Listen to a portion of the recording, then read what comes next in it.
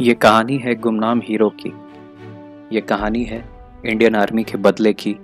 और ये कहानी है एक माँ के त्याग की। मिसेस हेमा अजीज के मयूर विहार स्थित अपार्टमेंट में army chief general Ved Prakash Malik बैठे थे। उन्होंने हेमा अजीज को कहा, आपका बेटा शहीद हो चुका है, पर हम उसकी बॉडी नहीं ला सके हैं।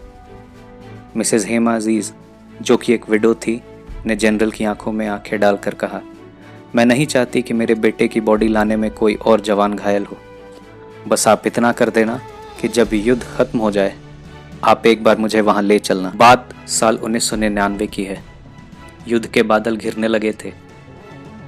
कैप्टन हनीफुद्दीन और उनकी कंपनी 4 महीने तक सियाचिन ग्लेशियर पर ड्यूटी करने के बाद अभी लौटी थी और कैप्टन हनीफ बेस कैंप में लोड मैनिफेस्ट ऑफिसर के रूप में पोस्टेड थे। तभी तुर्तुक में आर्मी यूनिट 12 चार्ट ने घुसपैठ की खबर दी। क्योंकि कैप्टन हनीफ की रेजिमेंट 11 राजपुताना राइफल्स आसपास ही थी, इसलिए उनकी 3 कंपनियों को तुर्तुक भेजा गया स्थिति का जायजा लेने। तीनों कंपनियों के जवान अभी सियाचिन पर महीनों गुजार कर आए थे और काफी थके थे। 3 कंपनी 7 दिनों तक तुर्तुक के रास्ते छुपते छुपाते आगे बढ़ती रही। तुर्तुक से लेकर चोरबाटला तक पूरा रास्ता गहरी खाइयों से भरा हुआ था। जांगपाल, जो कि कारचेन ग्लेशियर से 6 किलोमीटर पहले है, वहां पहुंचने के बाद कंपनियों का कम्युनिकेशन बेस कैंप से टूट गया। तीनों कंपनियों ने एक छोटी पहाड़ी पर पड़ाव डाला और वहां से रोजाना पेट्रोलिंग करने लगे। 6 जून 1999 कैप्टन हनीफ अपने कुछ साथियों के साथ पेट्रोलिंग पर निकले। पेट्रोलिंग करते करते उन्हें कुछ दूर से कुछ बंकर्स दिखाई पड़े। वो जानबूझकर उन बंकर्स के करीब बढ़ने लगे, क्योंकि उन्हें पता था कि जब वो बंकर्स के करीब जाएंगे तो उन पे फायरिंग होगी, जिससे बंकर्स की लोकेशन का पता लग जाएगा। उनका अंदाज़ा सही निकला और पेट्रोल पार्टी ने पॉइंट 5590 और एरिया सैडल पे 8 संघर्ष को आइडेंटिफाई कर लिया, पर तब तक हनीफ दुश्मन बंकर के 300 मीटर के दायरे में थे। अचानक फायरिंग हुई और उनके साथी सूबेदार मंगेश की बॉडी हवा में उड़ते हुए एक खाई में जा गिरी। अगली गोली राइफल मैन परवेश को लगी। कुछ ही सेकंड्स में कैप्टन हनीफ को अपने सीने में खून की धार दिखाई दी। उनके वेपन्स हाथ से छूट गए और वो बर्फ पर गिर पड़े। धीरे धीरे उनकी सांसें धीमी पड़ने लगी और शरीर ठंडा पड़ गया। पेट्रोल के बाकी साथियों ने जवाबी फायरिंग की, पर कम संख्या और दुश्मन के मशीन गन्स के आगे हार माननी पड़ी। अपने साथियों की बॉडीज को वहीं खुले आसमान के नीचे बर्फ में दफन होने के लिए छोड़ उन्हें जांगपाल लौटना पड़ा। उस घटना को 1 महीने बीत चुके। कैप्टन हनीफ और उनके 2 साथियों की बॉडीज वहीं बर्फ में पड़ी थी। 7 जुलाई को 11 राजपुताना राइफल्स की पूरी रेजिमेंट सियाचिन से वापस आई और 10 जुलाई को कर्नल भाटिया जांगपाल पहुंचे। वहां पूरी यूनिट ने कैप्टन हनीफ, सूबेदार मंगेश और राइफलमैन परवेश की शहादत का बदला लेने की कसम खाई। 18 जुलाई को 11 राज रिफ ने ऑपरेशन अमर शहीद लॉन्च किया। मेजर संजय विश्वास राव और 4 लोगों की एक टीम जांगपाल से निकली और कैप्टन हनीफ और राइफलमैन परवेश की बॉडी को उठाकर उन बर्फीले पहाड़ों के रास्ते जांगपाल बेस पर ले आई। वहां हेलीकॉप्टर से बॉडीज को अपने अपने घरों की ओर रवाना कर दिया गया।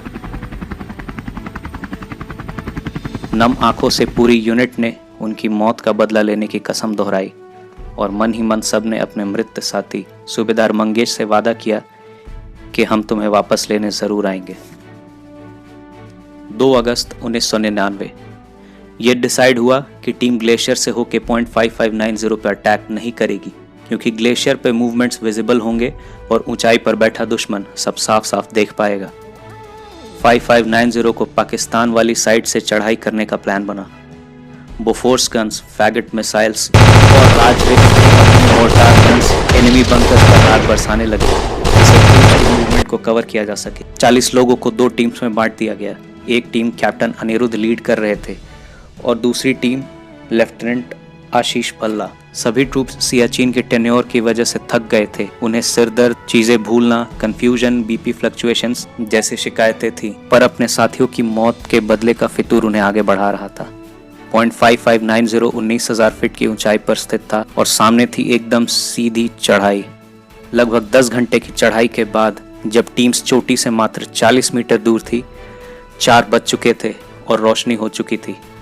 कर्नल भाटिया को जब यह मैसेज मिला तो उन्होंने टीम्स को वापस आ जाने को बोला, क्योंकि वो नहीं चाहते थे कि टीम सुबह की रोशनी में हमला करे और कैजुअलिटीज हो। लगभग 2 घंटे लगे टीम को उतरने में। जैसे ही उनका स्पर्श जमीन पर हुआ, जो जहां था वहीं सो गया।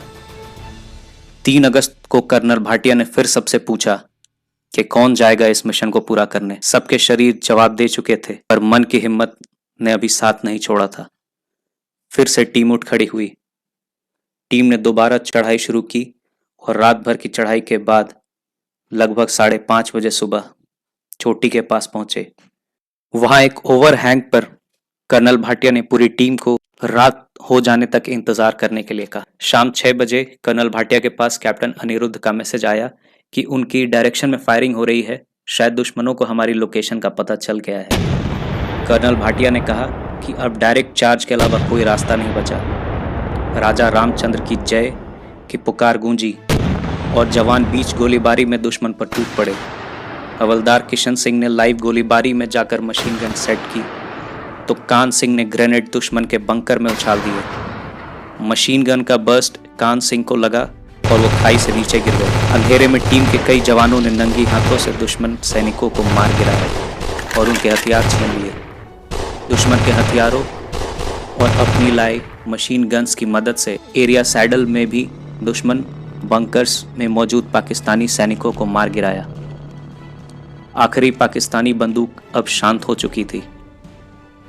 टीम ने शान से .5590 और एरिया सैडल पर तिरंगा लहराया और दुनिया को यह बता दिया कि इंडियन आर्मी जब बदला लेती है तो क्या होता है। कैप्टन हनीफ को मरणोपरांत वीर चक्र से सम्मानित किया गया। कैप्टन अनिरुद्ध चौहान और राइफलमैन किशन कुमार को अपनी अदम्य साहस के लिए सेना मेडल से सम्मानित किया गया। भारतीय सीमा के एक एक वर्ग किलोमीटर की रक्षा के लिए ना जाने ऐसे कितने गुमनाम हीरोज हर रोज अपनी जान गंवाते हैं। In fond remembrance of all those heroes, on this note the storyteller signing off. Thank you so much for giving your time. If you like my videos, please press the like button and share it with your friends. Please subscribe to my channel. और हाँ, comment section में जरूर बताएं कि आपको किन topics पर videos देखनी है। जय हिंद।